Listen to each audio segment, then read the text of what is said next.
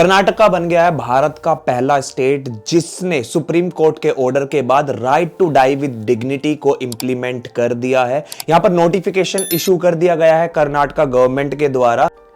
यहां पे आप देख सकते हैं जो काजोल है बॉलीवुड की बहुत फेमस एक्ट्रेस, उन्होंने भी इसको एक हिस्टोरिक मूव बताया। उन्होंने कहा है कि जो right to die with dignity है ये एक बहुत ही ज्यादा हिस्टोरिकल मूव है। काफी टाइम से इस चीज की डिमांड हो रही थी कि राइट टू डाई भी होना चाहिए। आगे इस वीडियो में हम समझेंगे कि राइट टू लाइफ क्या है। इसके बाद क्योंकि सबसे पहले अगर आपको right to die with dignity समझना है तो आपको सबसे पहले राइट टू लाइफ समझना होगा। राइट टू लाइफ समझने के बाद हम समझेंगे right to die with dignity ये क्या है, इस पे क्या जजमेंट्स आए हैं, और इसके साथ साथ ये यूथेनेशिया क्या है। ये बहुत ज्यादा न्यूज में आपको देखने को मिलेगा यूथेनेशिया वर्ड, ये है क्या एक्चुअली। और साथ के साथ देखेंगे इस सब के बाद जो right to die with dignity आया है, ये यूथेनेशिया बहुत ज्यादा आ रहा है, तो इसके बाद एथिकल डायलेमा क्या है, क्या ये सही है गलत है, ये हम सब देखने वाले हैं आगे वीडियो में। अगर आप किसी भी कॉम्पिटेटिव एग्जाम की प्रिपरेशन कर रहे हैं तो आप मुझे मेरे इंस्टाग्राम हैंडल मोस्टली डेवलपमेंट पे मैसेज कर सकते हैं। मैं UPSC, UGC NET, JRF, CUET जैसे एग्जाम्स की प्रिपरेशन कराता हूं, तो आप मुझे मैसेज कर सकते हैं, मैं आपकी हेल्प जरूर करूंगा।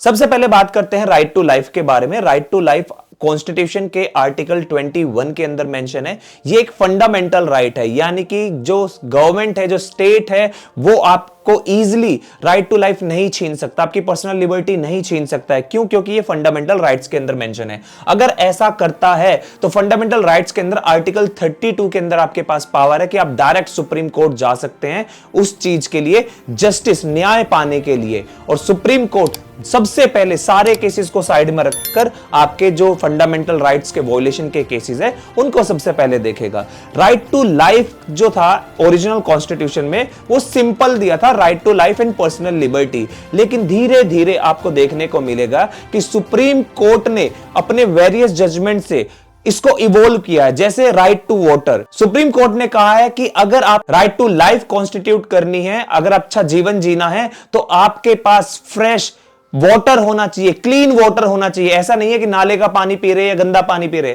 तभी, क्योंकि अगर आप गंदा पानी पिएंगे तो आप मर सकते हैं। तो राइट टू लाइफ के लिए आपके पास क्लीन वाटर होना चाहिए, आपके पास एजुकेशन होनी चाहिए। सुप्रीम कोर्ट ने एक जजमेंट में कहा था कि राइट टू एजुकेशन जो है वो राइट टू लाइफ को कॉन्स्टिट्यूट करता है। अगर इंसान पढ़ा लिखा नहीं होगा तो कमाएगा कैसे, और कमाएगा नहीं तो अपने जीवन को जिएगा कैसे, अल्टीमेट क्या होगा, गरीबी और भूखमरी से मर जाएगा। तो राइट टू एजुकेशन भी क्या है, आपका फंडामेंटल राइट है राइट टू लाइफ के अंदर। और साथ के साथ जो मेनका गांधी का बहुत फेमस केस है, मेनका गांधी के केस में सुप्रीम कोर्ट ने यह कहा था कि राइट है, किसी भी सिटीजन का राइट है फॉरेन कंट्री में ट्रैवल करना। अगर आप चाहें, अगर गवर्नमेंट इलीगली आपको रोकती है किसी भी कंट्री में जाने के लिए, तो वहां पर आप कोर्ट जा सकते हैं आर्टिकल 32 का यूज करके। और साथ के साथ सुप्रीम कोर्ट ने कहा था कि right to privacy, recently Puttaswamy case, Aadhaar card का जो केस हुआ था, उसमें पुट्टा स्वामी केस में सुप्रीम कोर्ट ने कहा था राइट टू प्राइवेसी ब्रीच नहीं कर सकते।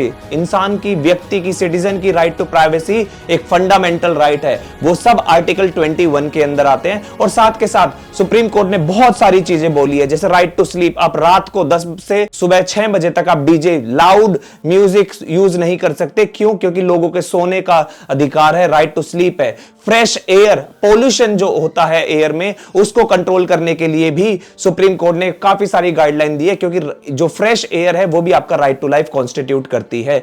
इतने सारे कॉन्स्टिट्यूशन में राइट टू लाइफ के अंदर बहुत सारी चीजें दी गई है जो आपके जो फंडामेंटल राइट है, जीने का जो अधिकार है, उसकी बात करता है।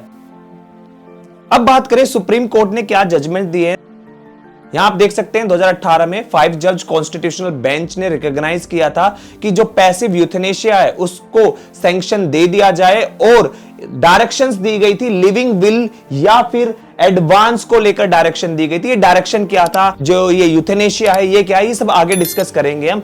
यहां पर आप देख सकते 2018 के जजमेंट में जब सुप्रीम कोर्ट ने आदेश दिया तो वहां पर लिविंग विल का टर्म यूज किया। लिविंग विल क्या है, जीते जी अपनी इच्छा व्यक्त करना, अपनी इच्छा को बताना, उसको लिविंग विल बोला है। और यह कहा है कोई भी व्यक्ति जो right to die with dignity को यूज करना चाहता है वो अपनी एक लिविंग विल बनाएगा, लेकिन वो लिविंग विल ऐसे नहीं बनेगी। ऐसा नहीं हुआ आपने डॉक्टर से बोला कि मैं मरना चाहता हूं, अब मैं जीना नहीं चाहता, और या फिर आपने पुलिस वालों को बोल दिया, किसी को भी, और सीधा आप ठीक है आपने जो है वो रास्ता अपना लिया। लेकिन यहां पर आपको लिविंग विल जब बनाएंगे आप, वो क्लास 1 जुडिशियल मैजिस्ट्रेट के सामने ही बनाएंगे। ये 2018 के जजमेंट में कहा गया था, लेकिन रिसेंटली जो 2023 का जजमेंट आया था उसमें ये चेंजेस कर दिए गए थे कि लिविंग विल जो होगी जरूरी नहीं है क्लास 1 मैजिस्ट्रेट के सामने ही हो, जुडिशियल मैजिस्ट्रेट के सामने ही हो, ये कोई भी नोटरी या फिर गैजेटेड ऑफिसर के सामने भी किया जा सकता है। तो सबसे मेन मुद्दा यह आ रहा है कि अब ऐसा क्या हो गया कि इंसान जो है, जो जीना चाहता है वो जीने की बजाय मरने की तरफ जा रहा है। वो चाह रहा है कि वो उसको right to die with dignity मिले। इसके लिए आपको समझना पड़ेगा यूथेनेशिया। यूथेनेशिया को 2 पार्ट में डिवाइड किया गया है, active euthanasia and passive euthanasia.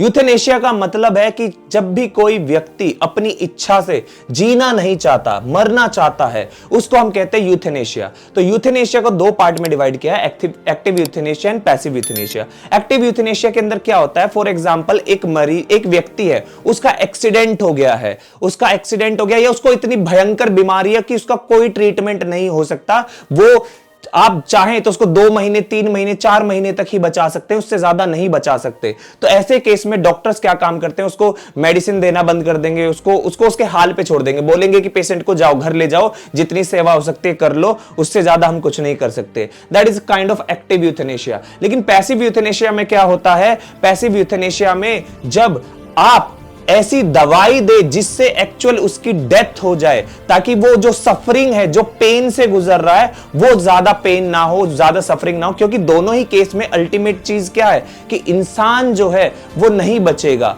या फिर इंसान अब जीना नहीं चाहता, अब ओल्ड एज हो चुकी है। मान लीजिए एक बुजुर्ग है, उसको लग रहा है कि वो अपने फैमिली के ऊपर बर्डन बन रहा है, क्योंकि उसकी हेल्थ ज्यादा जो है खराब हो चुकी है, फैमिली को उसकी केयर करनी पड़ती है। नाउ वो 80 ईयर 90 ईयर का जो बुजुर्ग है, 70 ईयर का जो कैपेबल नहीं है किसी भी चीज के, अब वो चाहता है कि वो सुकून से, शांति से, विद डिग्निटी अब मर जाए। तो वहां पर वो कहता है कि भैया कुछ ऐसा दे दो ताकि मैं शांति से जा सकूं।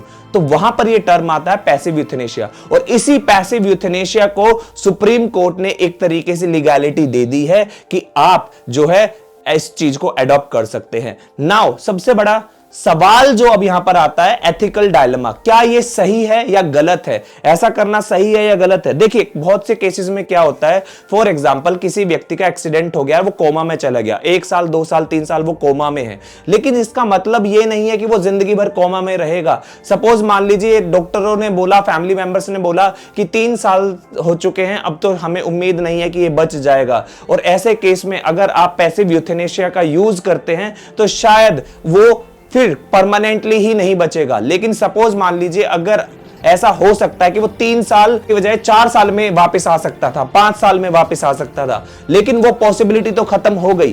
तो ऐसे बहुत सारे केसेस आते हैं जहां पर ये एथिकल डायलेमा आता है, क्या ये सही है या गलत है। आपको क्या लगता है कि ये सही है या गलत है, आप मुझे फटाफट कमेंट बॉक्स में बताइएगा, हम कमेंट बॉक्स में डिस्कस करेंगे, क्योंकि ये यूपीएससी का बहुत फेवरेट टॉपिक है। क्योंकि अभी जैसे जजमेंट आया तो वो पूछेंगे, एथिक्स का पेपर जब आता है यूपीएससी के मेंस में, वहां पर ये क्वेश्चंस पूछे जाते हैं यूथेनेशिया से रिलेटेड।